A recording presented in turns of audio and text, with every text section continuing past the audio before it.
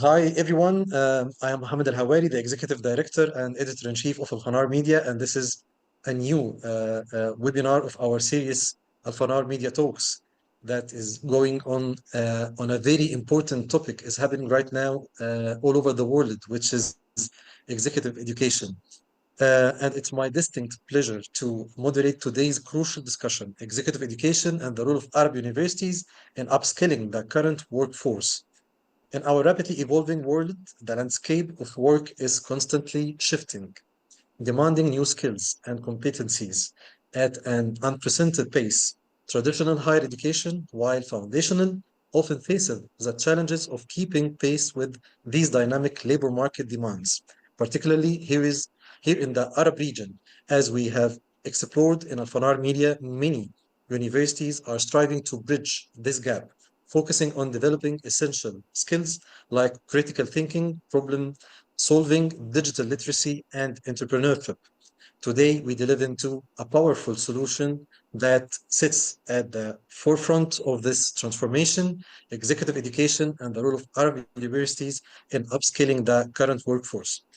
This isn't just about obtaining another degree, it's about targeted, agile, and practical learning designed to equip professionals with the specific skills needed to thrive in current and future job markets. It represents a vital avenue for continuous learning, bridging the skills gap, and fostering innovation across various sectors. I'm honored to introduce our esteemed speakers for today, Anna Schebsdat, Head of Executive Education at Heriot-Watt University, Dubai, whose leadership in executive education has been instrumental in shaping professional development programs in the region. Mohamed AbdelSalam, Executive Director of the Executive Education Program at the Onsi Sawiris School of Business at the American University in Cairo, who brings extensive experience in developing and delivering impactful executive learning solutions. Our panel of leaders and experts in higher education and industry are here to share their insights on how executive education can be a game changer for both individuals and institutions. We will explore its potential to enhance human capital, drive economic growth, and ensure that our region's workforce remains competitive and adaptable.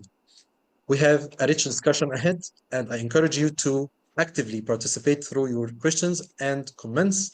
Let's begin by exploring how executive education can truly unlock the potential for upskilling and reskilling across Arab campuses. So, hello again, and let me start with Anna, please. If you want to give a brief introduction about the executive education meaning and purpose, what we can say to our audience. Absolutely. Thank you very much, Mohammed. And I would like, first of all, to greet the audience, wherever you're based in the Middle East. Really excited to be here. Thank you for having us here tonight. And as you said, Mohammed, we hopefully will have definitely a very fruitful discussion, which hopefully at the end of this webinar, everybody will come back with a thought: what am I doing for my continuous learning today, and what's my plan? So I guess that would be amazing if everyone who listens tonight will actually come out with some great insights and plan for themselves. So as you said, of course, first of all, to identify what is executive education, because different people might have different opinion about it, but I think overall it's very straightforward. It's professional trainings tailored to specifically develop skills.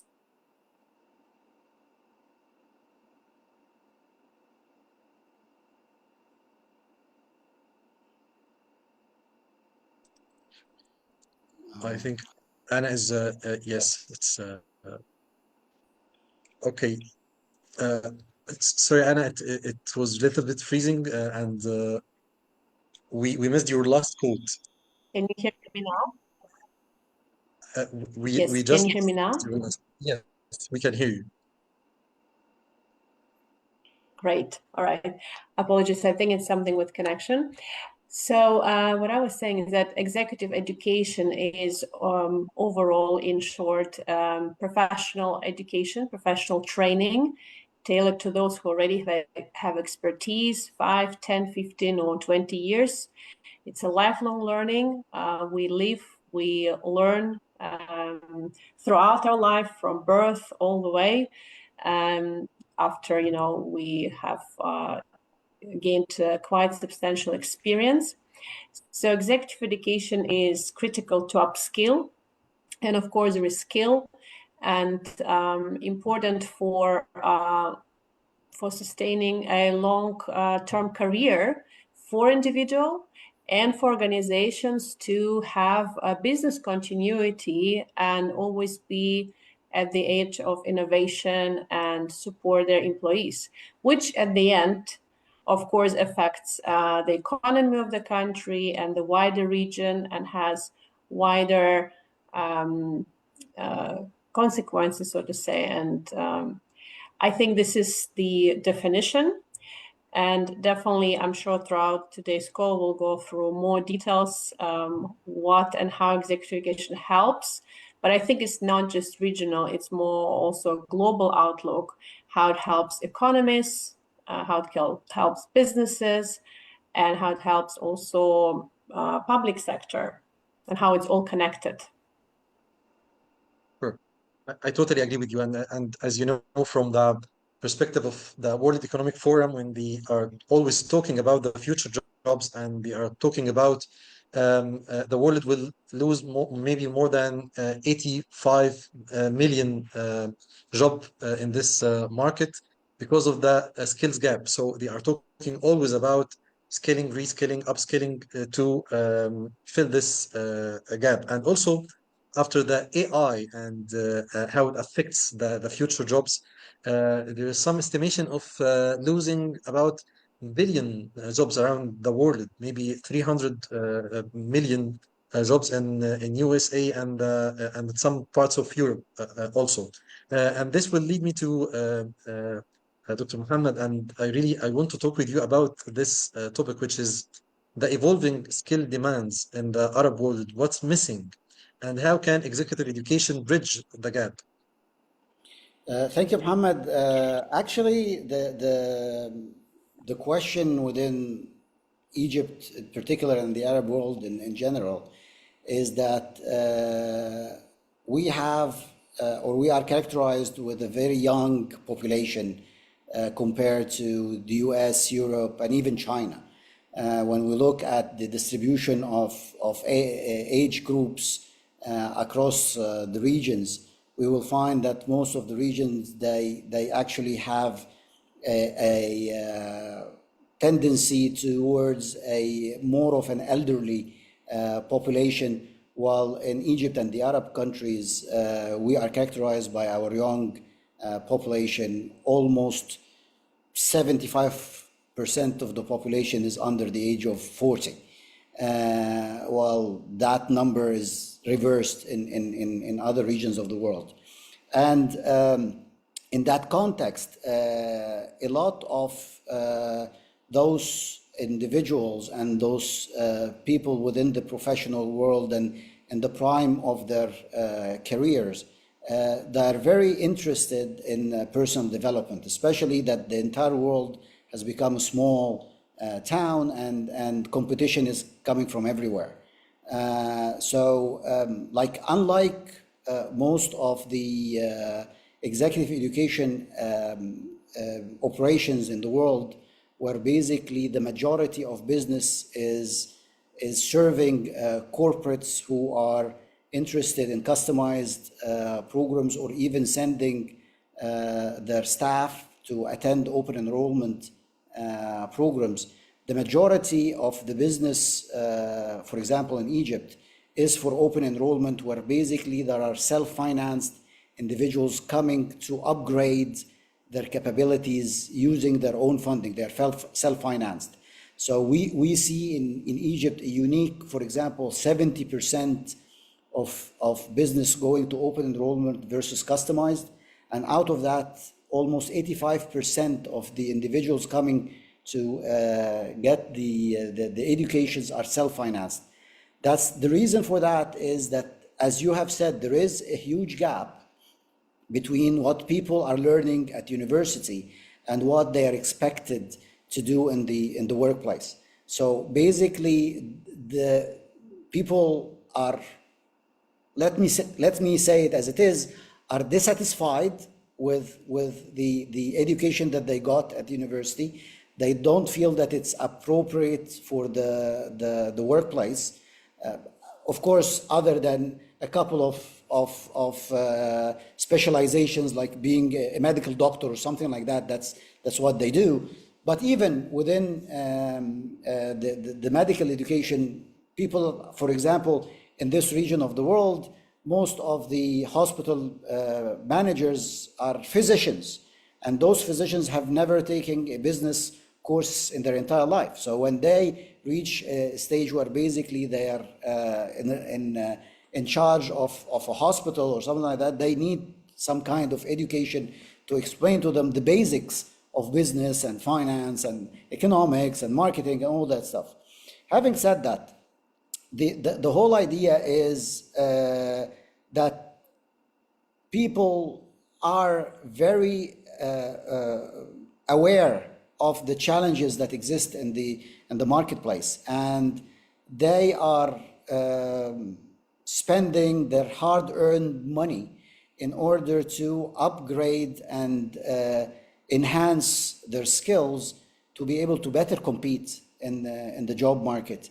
And this is one of the things that actually also differs executive education in the region from that of Europe and the US and other places, where basically executive education is more geared toward management skills, leadership skills, trends like AI, like sustainability and so forth, while we still have a very large part of the needs that are available in the market in basic functional knowledge, like marketing, like sales, like HR, like banking, trade, finance, and many other aspects, where basically people are hungry to learn the basics of business and be able to contribute to their companies and to their organization at a higher level, not only in private sector, but in public sector as well. Yes, and I really found that many of your programs in the American university, there are multiple choices for executive education. So, if you please, can you share with us some insights from Sure, of these course. programs and Yes, how they actually, if we talk about the American University in Cairo in general, we have 4 entities that we call extended education entities. So we have at the Onsi Sawiris School of Business, the executive education, and then we have in the School of Global Affairs and Public Policies also an executive education arm, but mainly that is focused on the public sector and customized operations.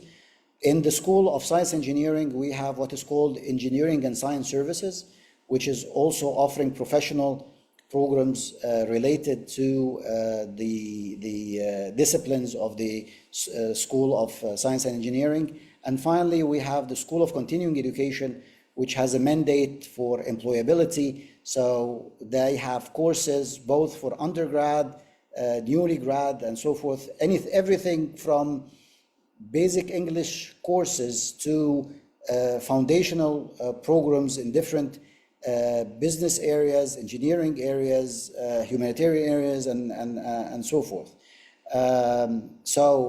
Those 4 entities are focused on being able to serve the market in what we call or label non-academic programs. So it is mainly self-development or career development in terms of organization and companies in order to be able to cater to the needs of the marketplace,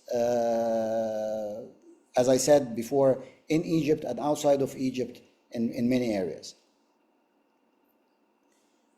You just had this conference in May, and it was really, I found it very inspiring. You have more than 90 experts from all over the world, and you were discussing the what we can say the new trends in executive education. Am I right? Yes, actually, the executive education at the Onsi Sawiris School of Business is part of a worldwide consortium called UNICON. It is a consortium for the university-based executive education in business schools. And that entity has two conferences every year. One is called the Directors Conference that actually hosts the directors of these entities, and one which is a more of a team development conference. We were very lucky and honored to host this year's directors conference. So we had 90 participants from over 60 universities and 28 nationalities joining us in Cairo between May 20th and May 22nd, where we were discussing the latest trend in executive education related to where the markets are going, what is the effect of AI on executive education, the tendency towards micro-credentials, and being able to be more flexible in the way knowledge is acquired, rather than being stuck from the beginning in long programs, the ability to stack different programs in order to elevate the knowledge. It was a very interesting conversation, and we actually were very happy to host the conference between our two campuses. We had the first day in the historical Tahrir campus downtown, the second day at our new Cairo campus, and actually we had the nice idea to have the last and third day in the Grand Egyptian Museum. So we had people attend the sessions there before taking a tour at the museum, which was very well appreciated by the attendees. Sure, this would be, I think it's a great opportunity to be doing all these discussions and fruitful discussions and inspiring topics related to the executive education, especially in this historic place. Uh, so um, uh, we now I'm going to ask actually Anna about designing agile and accessible executive education, modern Arab professionals. How you can see this, Anna? Hello, Anna, everyone. do you need? Yes, I think we have some connection Yes, problem. So sorry, I'm back no now.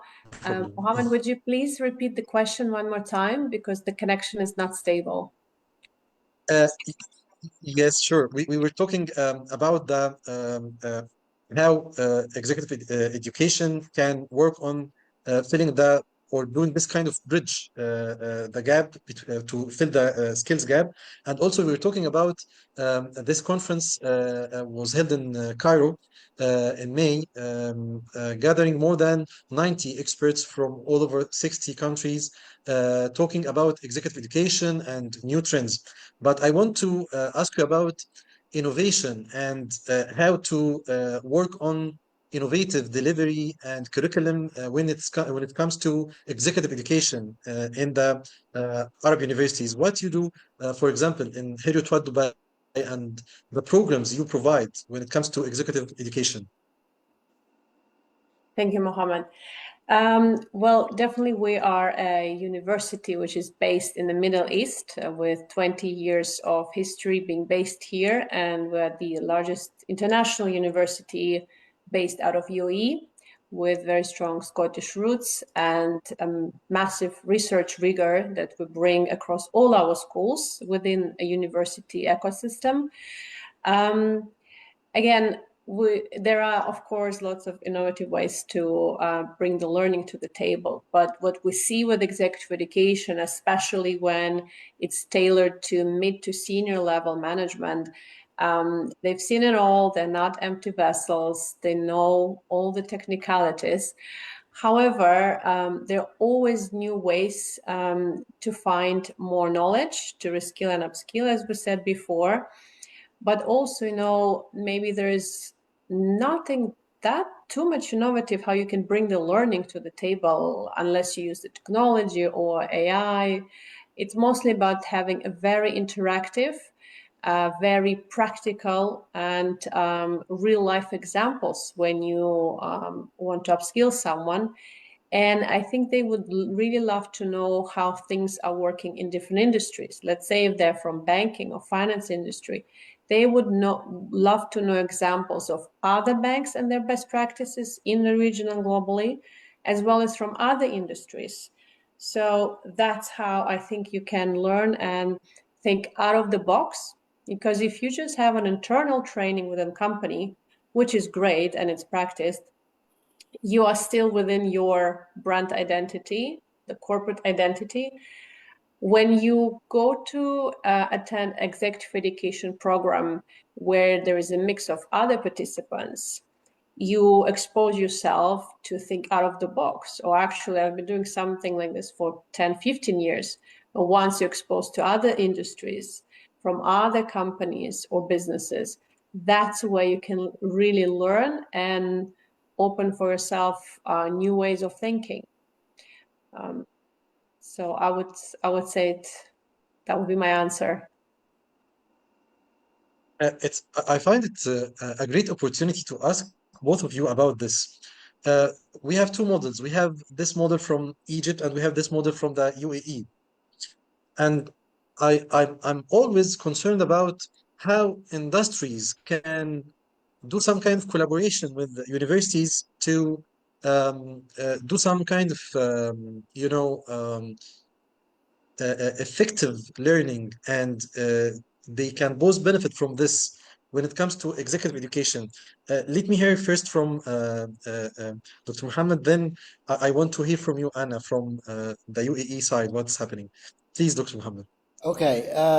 Actually, we have had a long history of partnership with the industry in development executive education.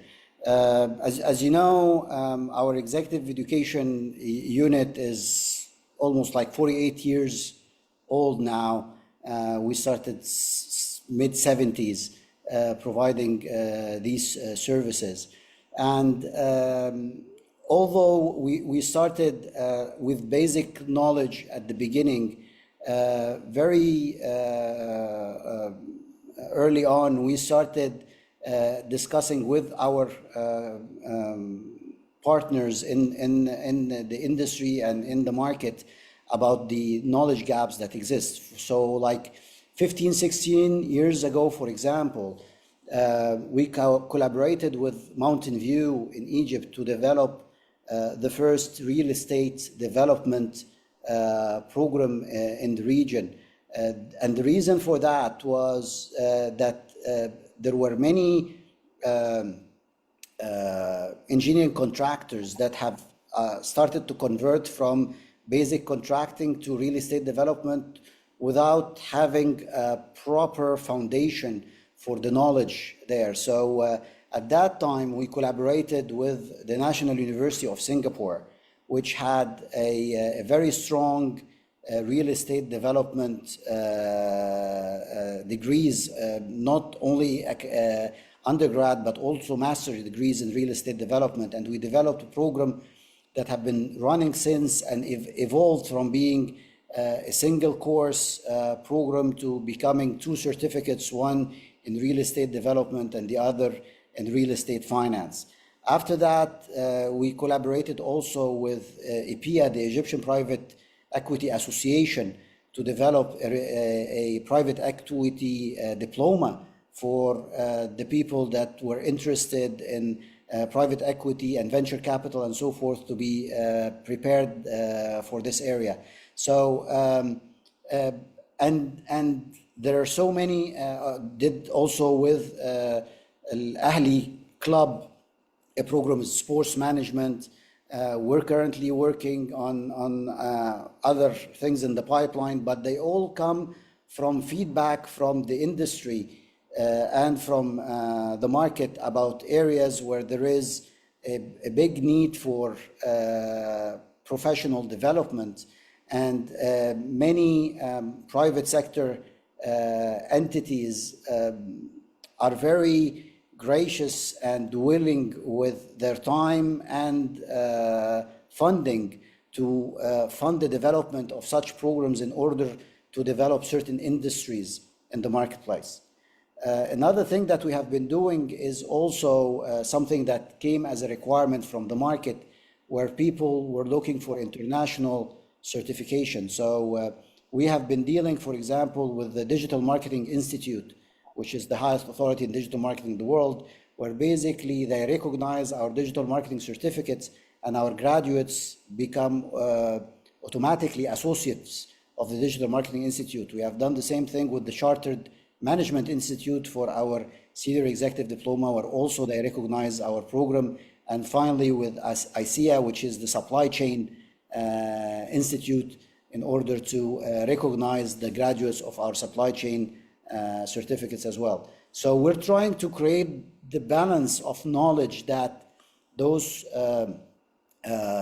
participants need in the market, those professionals and the companies that are interested in enhancing the overall knowledge of the young people in the market, not only focused on their own employees. So like, for example, Mountain View, when they put the effort and the money to develop those programs, was to develop the entire sector and not only their personal employees in that context. Yes, thank you a lot. And Anna, what about the industry collaboration there in the UAE from your perspective? Yes, for us, translating our institutional research into industry is the key.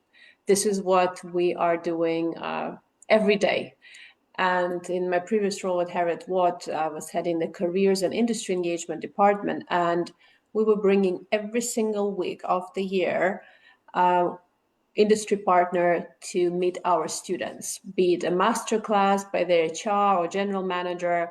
And these are all top global brands that we're bringing on the campus in Dubai. So I think this exposure for students from year one of their bachelor degree all the way to MBA and PhD, having them on campus, giving our students opportunity to meet with them, that was something that our team worked relentlessly every day. And I think I always mention to them how lucky they are that, we bring them together. So we clearly saw this very natural organic engagement where more and more students, were engaging and coming to the sessions, which then eventually we had one of the largest career fairs on our campus. So with lots of companies present and lots of record-breaking number of students coming as well. So I think it takes time, but once students start engaging, by students I also mean our alumni, who are always welcome to come, and engage, because we always welcome them. They're part of university, part of community. So I think this is critical. This is how we engage with industry on a daily basis. For executive education, it is everyday working with our corporate clients, as I said, in private and public sector, work a lot with government, not just the UAE as well. We work with Kuwait government, Saudi government. So lots of opportunities. And I think they do appreciate very much us as an institution reaching out to them, saying, look, we have this amazing wealth of knowledge, world-class faculty. We're here, to bring this to you and upskill and reskill. And as Dr. Mohamed mentioned, it's also about creating new industries, creating the synergies. And absolutely, I think that is not just for individual person, not just for individual business or individual government department. It's on a bigger level and bigger scale, because eventually, as a university, if our student is not successful outside of the building, of the campus, then what are we doing? So for every university, I think it's critical to bring this knowledge outside and collaborate with private sector.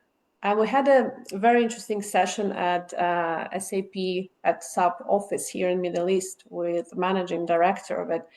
And the discussion was about them as private sector working with the government to support them with data management and supporting the government on a bigger scale.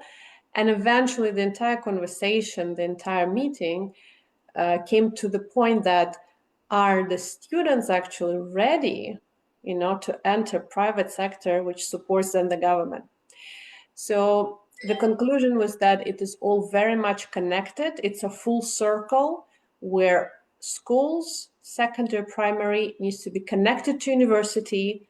They need to have relevant degrees, up-to-date degrees, because by the time you start and by the time you finish your degree, are you actually bringing the relevant knowledge? Are they actually coming out with relevant degrees? Because say things like digital marketing or AI are changing very fast. So we want to make sure they're up to date the moment they graduate. And this is a full circle where universities, schools, private and public sector need to be all connected and aligned, and of course supported by ministries of education and other governing bodies to support this entire ecosystem. It's really important to have this kind of connection, because it's not just a local or a regional let's say risk or maybe challenge, but it's really a global challenge. And this will lead us to another point, which is, okay, we have this kind of connection, but what about the connections between universities, especially on a regional level and on a global level? Dr. Mohammed, this kind of collaboration between universities to share knowledge and exchange expertise, especially when it is related to the executive education, how you can evaluate this kind of connection and collaboration? Yeah, actually, we are always seeking such collaborations with different universities and so forth. Just before COVID in 2019, we actually developed a program for the Ministry of Planning in Egypt. That program was designed to prepare the civil servants that are moving to the new administrative capital for their new roles. So the move will not just be a physical move, but also a way of thinking. That program, which actually we got the silver award from EFMD, the European Foundation for Management Development, for it, was jointly developed with King's College London, where basically those participants spend 2 months on our campus learning about Vision 2030 and about management, new management of government operations and so forth. And then they traveled to London for a month at King's College, where basically they learned a little bit more about e-government, and they did site visits in London to government offices to see how it's done there. So, of course, we could bring knowledge to them in terms of discussions in the classroom, but it was also very beneficial for us to arrange for them visits to actual entities who are using the new knowledge, to see them in first place. The same thing happened when we developed the real estate development program, part of the initial program, which was designed for the CEOs and general managers of real estate development companies, like 10-15 years ago. Part of it was a visit to Singapore for them to understand how real estate development companies deal with the government and work related to the whole urban planning process and how they acquire land and how they deal with it and so forth. So we are never shy of reaching out to our university partners when we feel that there is an element that can be added to the knowledge and cannot be practically presented simply in a classroom, but it needs a second step. Same thing we did when dealing with programs in family business. We also collaborated with universities of Nova, INSEAD, a number of universities in order also to bring the best practices from across the world to our participants on ground. So whenever there is need and room for collaboration, we have actually at the school level and at the university level a department of internationalization which deals with those partnerships with the different universities in order to bring whatever knowledge or service that cannot be easily replicated on ground. In many cases, our programs are in large taught by professionals that we train in order to develop and deliver programs, because the type of participants that we have, they require practical knowledge, not academic ones. So we only use faculty if they are professors of practice and they have practical knowledge on ground. Other than that, we use actually professionals from all over industries and so forth. Like we have a program with Afrexim Bank, the Africa Export-Import Bank, related to trade finance in Africa, where basically people from 18 countries in Africa come to Egypt in order to learn about trade finance. They do part online and part in physical in Egypt. In some cases, people that are delivering these programs are actually ambassadors and trade representatives from different countries, in order to be able to give them the actual know-how and knowledge on ground, not theoretical material that is delivered out of a textbook, let's say. Yeah. So, Anna, now we have this global and regional and local challenges. We have the programs, we have the connection with industry and with the stakeholders, and we have the collaboration between universities. So at this point, my question would be how you can evaluate and how you can assess the effectiveness of executive education on individual careers and regional economic development. Thank you, Mohammed.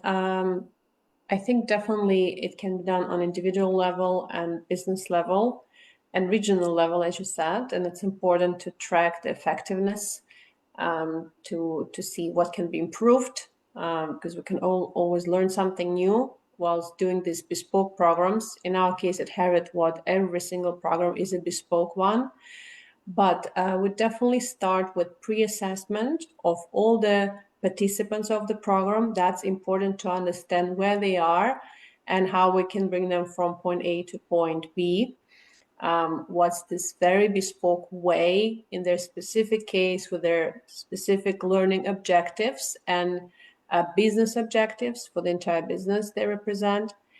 And of course, the post-evaluation is critical. So then we can, of course, monitor the alumni the participants of this program to graduate from executive education, same like as if they graduate from MBA, master, and all the credit-bearing degrees. And yes, it is interesting question. It's maybe very difficult to assess it regionally or globally. There are, of course, statistics, but I think the business continuity, how person moves then to the next level, be it moving upwards, moving horizontal in their career, moving regionally. So I think it's very, very individual. But as long as the objectives of the programs are met and the learning objectives are met, which were pre-discussed, and the post-assessment is done, then I think we can talk about the success and, of course, further improvements. But we do see recurring clients, so that is a good sign. I think this is one of the ways that you can put like a KPI and metrics to how successful was the program. Does the business see in real life, in its practicality, the results? And if yes, they will definitely come back and ask for maybe more in-depth program or for other employees, other levels. I would say that is, in short, how we can assess the effectiveness of these programs. Thank you. I have two more questions, but let's take some questions from our audience. So Dr. Yasmin is asking, how is the region addressing its educational needs, and what are the challenges and opportunities shaping the future of education and talent upskilling? What do you think, Dr. Mohammed? Well, actually, the region has been evolving quite rapidly in the last 5 years. We have seen, especially, for example, Saudi Arabia with the new their Vision 2030, they have become extremely aggressive, both in the area of Saudization as well as the development of talent on ground. And I'm using them as an example, or as an extreme example of how forthcoming they are, and how aggressive they are in their strategy. Even on the level of public sector and so forth, they have like set up a standard and set up objectives that they want to achieve in terms of development of their people, number of training days per year, per individual, and so forth. So they are no longer looking at skills development and so forth as something that is part of we need to train some people somehow. No, they're looking at the topic strategically. They're looking at strong partners to help with this, not limiting it to the usual suspect. They are open for collaborations from different entities across the world. I've seen examples of European universities setting shop for the sake of public sector development in Saudi Arabia. So it is not like they are having open door to anybody that requires, but specifically in that context. The whole region is becoming quickly aware of the need to develop their people and their human resources rapidly and in a very objective way, to be able to compete in this VUCA world that is we used to use the word freely, that it is coming and so forth, and then we found that it has passed. It's I think everybody's trying to find a new, more aggressive world than VUCA now, and I think a lot of people have moved it to changing the organization of the world to make it KUVA rather than VUCA, because of the importance of you know, both the uncertainty and so forth. So basically, I think that as I said, it is no longer a market-based development that is taking place. People are shopping around for knowledge. They are looking at centers of excellence, each in their area, so they can take from one university one program, from another university a second program.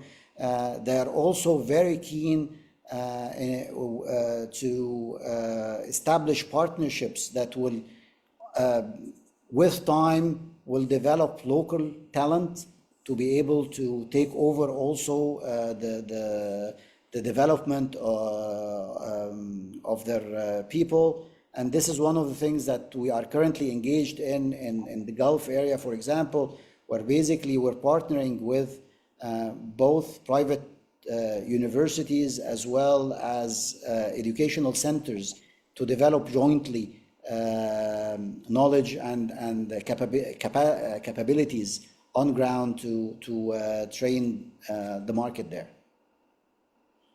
Thank you so much. We have another question, and I want to ask you, Anna, about this. With the increasing internet penetration and the rise of edtech, online learning platforms are becoming more prevalent. Are Arab universities able to make upskilling more accessible? Absolutely. And I think it's not just, you know, Arab universities. It's actually now every university is more or less global university, you know. We can have access to any student and any student can have access to any university. And there are quite a few global edtech companies, and I've worked for one of them previously, where they offer all the knowledge with top Ivy League schools to the market globally. So at the moment, the knowledge is at the fingertips. You know, we can just go online and find so many fantastic courses, you know, at the fingertips. So I think definitely, as Dr. Mohamed said, for Saudi, we have Saudi 2030 vision. For UAE, specifically, we have Centennial 2071 vision. We have Dubai 33 strategy, where Dubai aims to become the emirate for global education. So definitely higher education and education in general is on the top agenda for UAE government. Which is absolutely amazing. And this is what the founding father, His Highness Sheikh Zayed, believed in very much, and it's still going very strong. I think EdTech is important, and at Heriot-Watt, we have also online division. It's called Heriot-Watt Online, where we, for many years already, educate thousands and thousands of students across the world on different disciplines. It's a growing space, and it's been for the last several years, for sure. So I think it's just unavoidable that this is already part of our life. This is not something in the future. That's what we're experiencing today. And I think even with AI, it doesn't really replace us or the learning itself. It will just complement it. As long as we embrace it, and complements everything else that exists.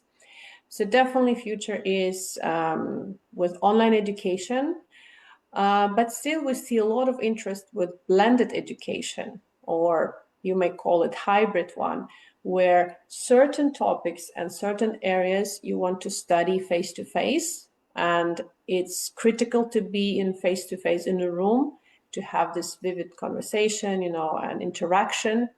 You can't replace human interaction in person. As well as, in addition to that, a part of the program can be in a blended format online. So I think the combination would probably be the best. However, there are also areas which can be learned just online. But again, it very much depends on the topic and area that you want to learn. Thank you. I will take another question from the audience, but first, we need to know from your point of view, both of you actually, AI, and now it is like the AI era, and everyone is talking about AI impact, whether on education, on skills, on job opportunities, on everything actually. What do you think, Dr. Mohammed? How is AI affecting education, job opportunities, and how can executive education be part of this international scene? Okay, of course, AI is the big question mark that is on everybody's mind, and it is basically the panic that happened in the first industrial revolution when the tractor was invented. Like, they said at the time, now that there are tractors, there will there will need no more any peasants to work anymore, and the tractor would take over everybody's job. Well, I still see peasants every day, so it's not like it's taking over, but definitely it is going to facilitate and aid people in doing their jobs better. There are, of course, few professions that might become somehow at risk. And basically, those mainly are jobs that do not require a lot of judgment, but rather processes-driven activities and so forth. Many people who are close to the knowledge and to the practice say it is not AI that is going to take people's jobs. It's people that can use properly AI that are going to take your job. So at this stage, I think that executive education is more concerned with teaching AI for business than using AI in business, in the executive education business. It will definitely come. I haven't seen examples or strong examples of the use of AI in education directly yet. Of course, there has been a lot of uses by subject matter experts in helping preparing material for courses and so forth. I haven't seen yet a physical instructor being replaced by an AI one, although they help a lot in subtitling, in doing videos in different languages and so forth. And like Anna said, the whole concept of blended education has pushed the boundaries there in terms of and actually we have COVID to thank for that, where basically people got in the habit of accepting live online education. Most of our programs, if not all our programs currently, are delivered in blended format, where a good part of the program is done live online, where basically the instructor and participants are together on Zoom. But then, as Anna said, the need for physical interaction and networking is still there. So there's always the percentage of face-to-face where people get to interact. In our case, the university was gracious enough to prepare during COVID over 120 classrooms equipped with dual delivery equipment. So actually, during COVID, we have managed to acquire quite a substantial follow-up for our programs from the region. So we have people attending from Saudi, from the UAE, from Oman, from Jordan, our classes online. So for the sessions that are live online, they're like everybody else. And for the sessions that need to be physical, those people outside of the country attend on the screen behind the class while the rest of the classroom are in place. So we're trying our best not to lose the ground that we have gained during COVID, and we are keeping our doors open for regional participants to participate in our program, whether they are able to travel or they need to join in a hybrid format with other people in the classroom in specific programs. So that is for you. Thank you. Thank you. So, Anna, what do you think of the AI and how it's affecting the executive education? Yes, I would agree again with Dr. Mohammed that it's really more about learning AI, how it applies to business. Let's say we had just finished in May, we had a big symposium, AI in healthcare, where we had a very interesting panel discussion, which I was moderating. And it's the same thing. You need to understand how it works, so it helps you. In that case, you'll be fine. You'll be, so to say, saved in the new era. So you need to understand how it works. And especially as we know, we have Generation Alpha, Generation Z coming into workforce in the next 10 to 15 years or 20 years. We will work alongside them, and we all need to be able to understand, because they are Generation Alpha, those born in 2014, they're born with it. They're first generation ever born entirely with the technology. So one day we'll be all working together, and already I think almost 5 generations working alongside each other. So we need to understand, I guess us, how to work with this new generation, and we need to be up to date. That's, I think, very important in general for the future workforce, which will change drastically as we have new generations at an Alpha coming into workforce soon.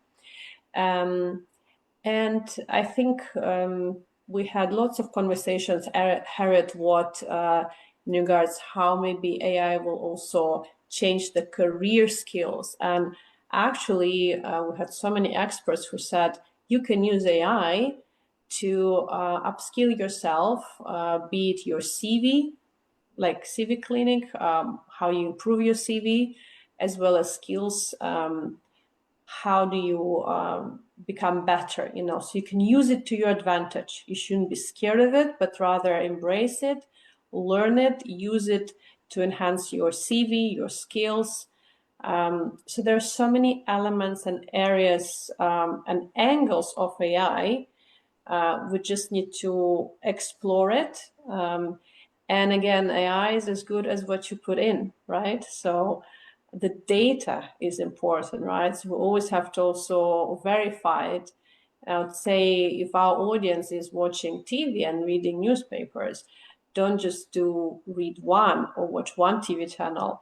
You need to watch several ones, and then at the end of the day, you need to analyze it all and make your own conclusion, because you can't just blindly follow only one stream, one media, because what one media says in this country, in maybe my country, it says something else. So read it all, embrace different sources, and then make your own conclusion.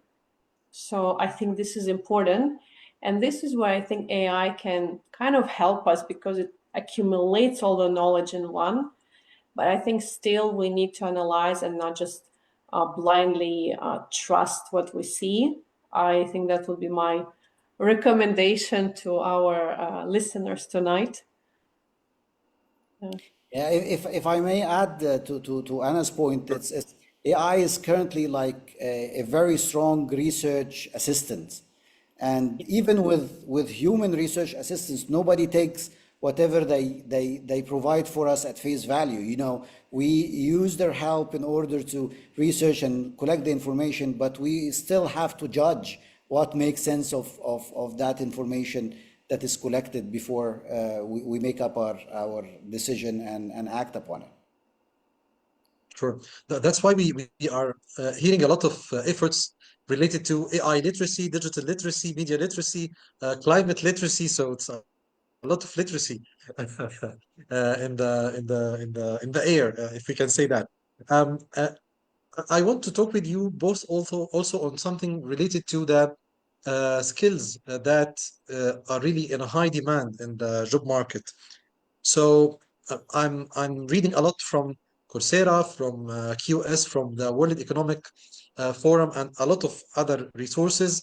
They are all talking about increasing demand on data driven skills and digital skills and AI related skills, and also digital marketing. And um, I want to hear from you. What do you think are the most demanded skills globally, or maybe in the UAE, in Egypt? What do you think? Anna, please. Thank you, Dr. Mohammed.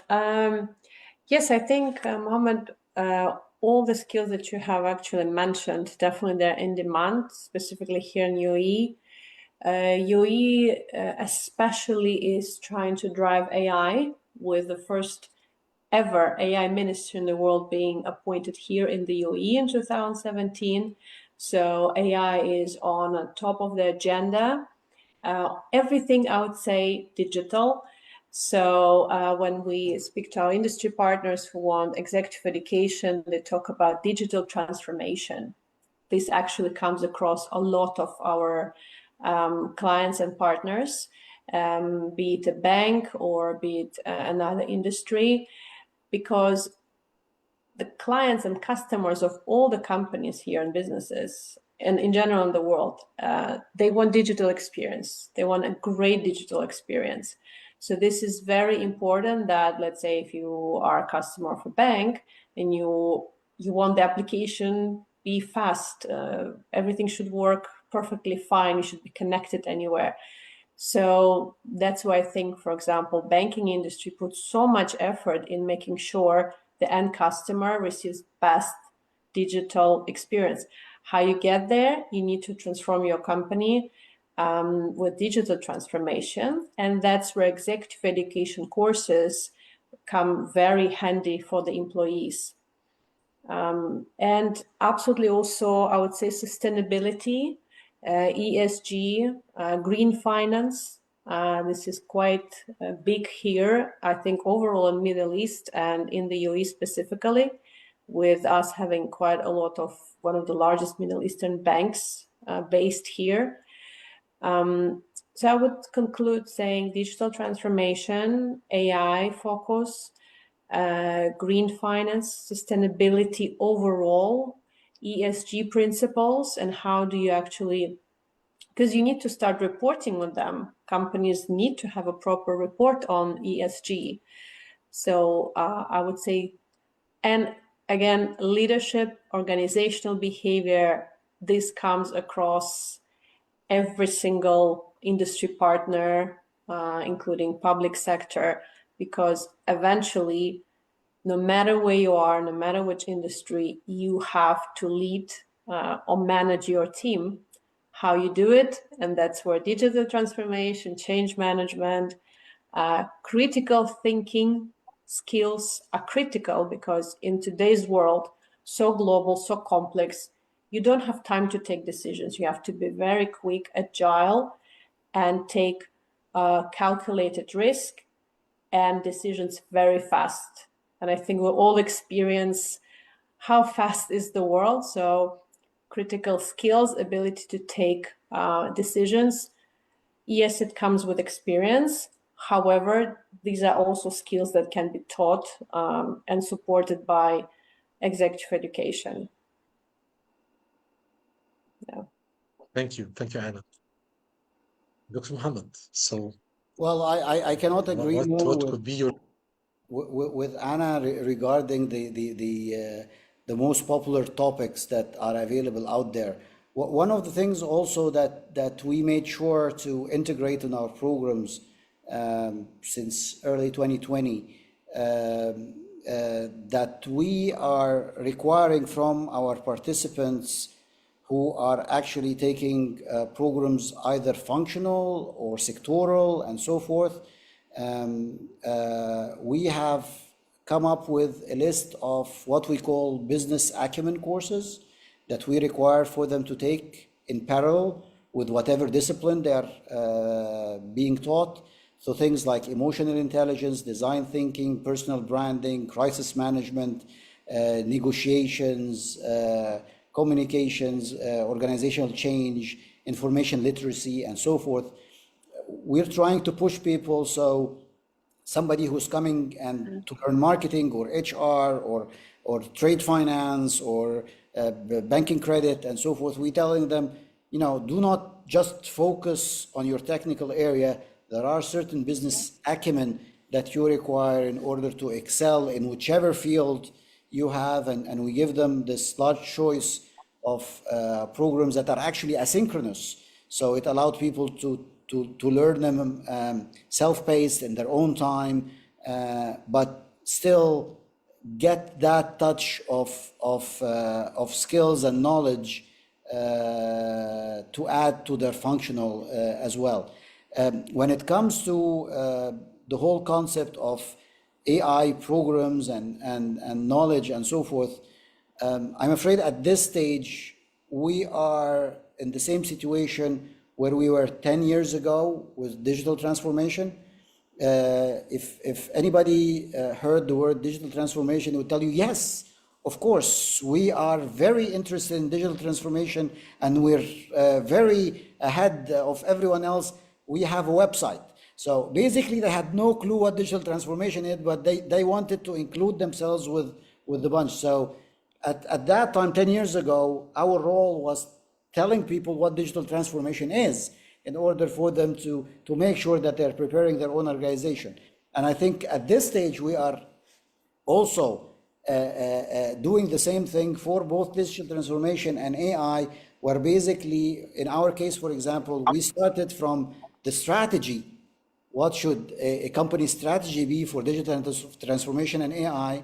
And then how do we do digital leadership? And then how to do AI in business? And then how to use data and AI in decision making? And taking it from the top down, so people will not jump head first into something that they have no clue. How does it work? How can it help them, and so forth? And we're starting at the generic level across the board, and then we're cascading it in each of our program areas. So we have like 9 program areas that I've mentioned before. So in each and every one, there will be a specialization in that context, just to get people aware of how they can have a better tool to do their business better, because that's basically our mandate, and this is basically our role, is helping people perform better in whatever they do, whatever the solution or the methodology or the tool is. I really, um, I really find this discussion is very fruitful and inspiring me, and we had a lot of topics that we raised during this discussion. And now, finally, we reach our final destination, which is the core of our topic. I want both of you to give me like a roadmap. How can Arab universities can really, especially in executive education, how can this affects upskilling the current workforce? If we can give a roadmap to executive education and the role of universities in upskilling the current workforce, what we can do. Anna, let's start with you, and then we can Sure. hear from the people. Yeah, I think almost all universities, I would say, have now executive education function, be it as a small team or be it already as a center of excellence and quite established department of the university. I think we are there, but we still can do always more. It's executive education is essential, I think, for any university, because any university has academic knowledge, wealth of knowledge, which has to be translated into industry, as I mentioned before, How do? You do it via executive education, because this is kind of, I see it as a link between industry, partnerships with industry and government, and as well it connects then everything back to students within university, because any company that comes to ask for executive education at university, the partnership is developed, and then the same companies are taking students for internships, or maybe they become mentors, employee mentors to global business incubator students. In our case at Heriot-Watt, whenever I speak to any of our partners, I'm not just saying executive education. We have so much more to offer as university. So again, we're going back to the same thing. It's all a big ecosystem which supports everyone, not just a participant of the program, not just them, not just company, also students and the wider community. We sometimes have clients who come and say, why don't we do white papers and research with you? So so many external engagements that you can do together. And I would say roadmap, it's not an easy function to build on because it takes time. It requires a proper foundation, processes, buy-in from the management, buy-in from the leadership of the university to establish it, to believe in it. It doesn't happen overnight. It takes time. It takes investment, both people, processes, governments should be in place. But once you take on this journey and you dedicate time for that as university, within certain amount of time, you build a foundation, you consolidate it, and then you see the growth and a wide portfolio of companies coming to you and government coming to you for research and for upskilling their employees. So I think it's always important to start somewhere, like we did at Heriot-Watt, and it's I guess maybe with Dr. Mohamed, it's quite established, as I understand, the function that you have for years, as you mentioned.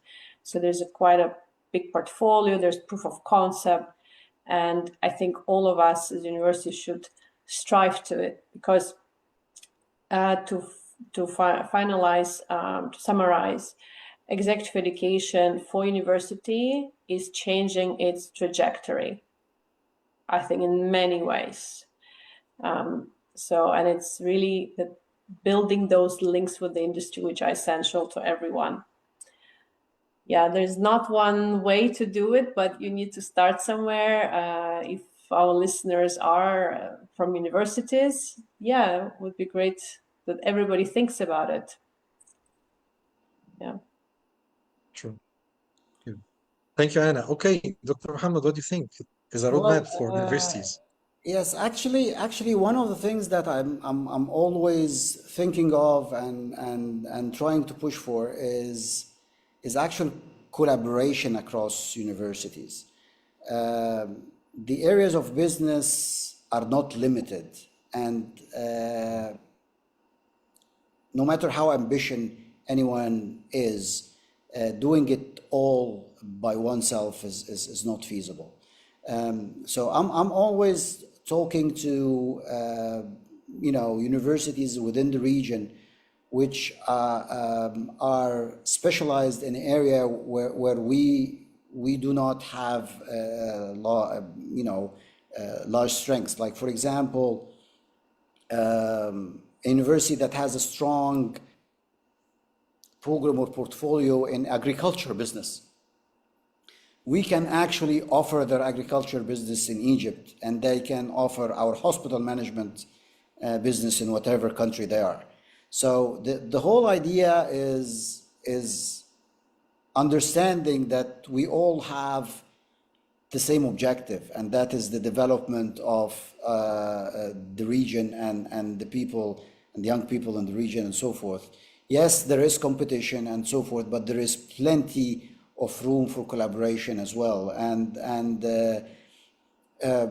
until we learn not to work in silos and open up for collaboration between the different schools and the different universities, at that stage, the sky is the limit, because, you know, we would be delivering something in I don't know, in Nigeria, and somebody from Nigeria would be delivering something in Saudi Arabia, and somebody from Saudi Arabia will delivering something here in Egypt, and all across, we just will be able to, you know, build on the strength of every school in its own area, rather than trying to replicate what people have developed by time and sweat and money and so forth, when really we can just, you know, play ball, learn to play ball together.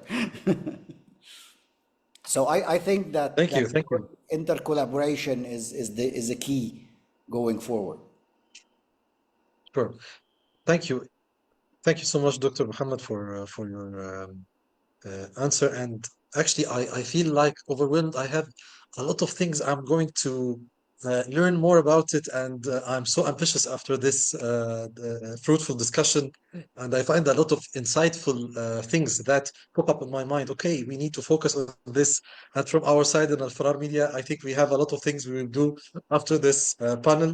And I really encourage all of our readers and all of our audience around the Arab world to explore all of our content on Al-Fanar Media, all of our tips and resources, all of our op-eds related to executive education, career development, the job market skills in demand, and a lot of things that they can explore on Al-Fanar Media. And for this discussion, we will publish a detailed story about the panel with all the details and with the videos, and you can always check the video on our Facebook page and on our website, al-fanarmedia.org. You will find it in Arabic and English, and you will find all the things related to this insightful discussion. At the end of this discussion, I really want to deeply thank you both for being with us today. Anna Schebsdat, Head of Executive Education at Heriot-Watt University, Dubai. Thank you so much. Dr. Mohammad AbdelSalam, Executive Director of the Executive Education Program at the Onsi Sawiris School of Business at the American University in Cairo. Thank you so much. Thank you. And I want to thank our wonderful audience for their engagement and for their questions. I hope that we answered all your questions, and I hope we will have you again. We will have another fruitful webinar on 13th of June, I think, on media literacy in the time of conflicts and wars, as you can see around us. Thank you again, and wishing you a wonderful night, and stay safe. Thank you so much. Take care. Thank you, Mohammed. Thank you, everyone. Good night. Bye.